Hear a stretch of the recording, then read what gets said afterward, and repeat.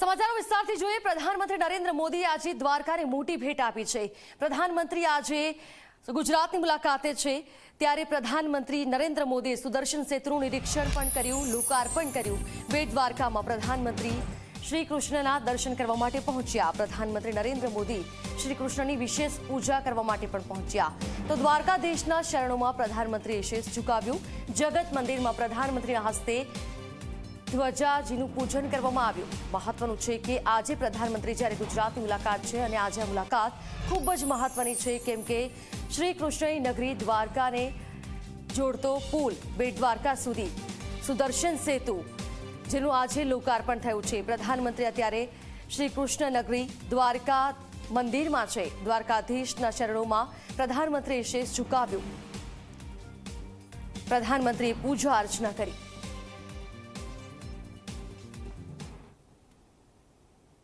દ્વારકા અને બેટ દ્વારકાને જોડતો 2.5 કિલોમીટર લાંબો સુદર્શન સેતુ પ્રધાનમંત્રી નરેન્દ્ર મોદીએ આજથી દેશવાસીઓ માટે ખુલ્લો મૂક્યો છે। આ સુદર્શન સેતુની એક્સક્લુઝિવ તસવીર તમે ઝી24 કલાક પર જોઈ શકશો કે તમામ જે તૈયારીઓ પ્રધાનમંત્રી માટે કરવામાં આવી હતી, પ્રધાનમંત્રીને જે નિરીક્ષણ કરવું હતું તે બ્રિજનું નિરીક્ષણ તેમણે અહીંયા આવીને કર્યું હતું। અહીંથી જ આ બ્રિજ જે છે પ્રધાનમંત્રી નરેન્દ્ર મોદીએ હવે ખુલ્લો મૂક્યો છે લોકો માટે।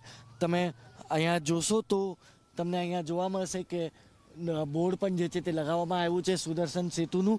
અને ખાસ કરીને બીજી અગર વાત કરું તો જે હિસાબે કહેવાઈ રહ્યું હતું કે આ મોરપંખ જે પિલર પર બનાવવામાં આવ્યા છે, બંને પિલર પર બંને બાજુ એટલે 4 મોરપંખ તસવીર બનાવવામાં આવી છે, જે પેલી બાજુથી પણ દેખાશે અને આ બાજુથી પણ બંને તરફ દેખાય છે।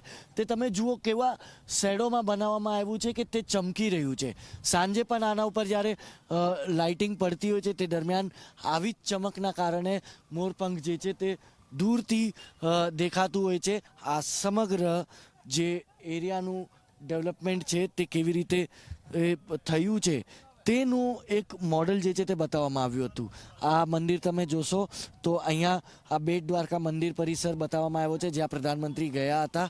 અને આ બ્રિજ હવે લોકો આ તરફથી દ્વારકાથી આવે છે, આ આખો બ્રિજ પાર કરીને 2.5 કિલોમીટરનો બ્રિજ પાર કરીને બેટ દ્વારકા પહોંચે છે। પહોંચતાની સાથે જ લેફ્ટમાં દ્વારકાધીશનું મંદિર છે, તે એક મોડલ આ પ્રધાનમંત્રી નરેન્દ્ર મોદીને જે છે તે બતાવવામાં આવ્યું। અહીંથી તેમને નિરીક્ષણ કર્યું, તસવીરોથી પણ પ્રધાનમંત્રીને બતાવવામાં આવ્યું। જેમ કે ઝી24 કલાક પહેલાં જ બતાવ્યું હતું કે સાંજે જ્યારે પિલર પર ભગવાન શ્રી કૃષ્ણની ઇમેજ 3Dથી બતાવવામાં આવે છે તે તસવીરનો પણ ડેમો જે છે તે પ્રધાનમંત્રી નરેન્દ્ર મોદી માટે અહીં રાખવામાં આવ્યો હતો અને તેના ઉપર સુદર્શન સેતુ જે બ્રિજનું નામ છે તે પણ દર્શાવવામાં આવ્યું। આવી જ સુંદર તસવીરોના કારણે આ સુદર્શન સેતુ જે છે હાલ દ્વારકા જિલ્લામાં સૌથી મોટું આકર્ષણનું કેન્દ્ર બન્યું છે। તેના સિવાય બીજો જે પોઈન્ટ હતો, પ્રધાનમંત્રી અહીંથી નિરીક્ષણ કર્યા બાદ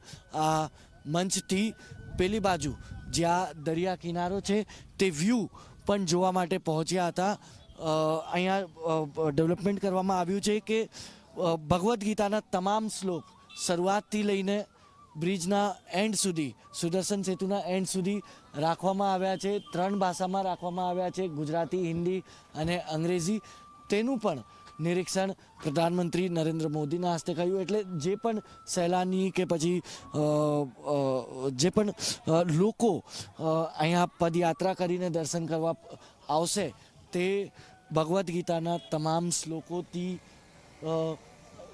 શ્રદ્ધાભાવથી જોડાઈને બેટ દ્વારકામાં દ્વારકાધીશના મંદિરે પહોંચશે તેવા રીતે આ બ્રિજનું જે છે તે નિર્માણ કરવામાં આવ્યું છે। આ બ્રિજ હવે લોકો માટે ખુલ્લો મૂકી દીધો છે। દ્વારકાથી કેમેરા પર્સન શૈલેષ બગડા સાથે હિતેન મિટલાની, ઝી મીડિયા।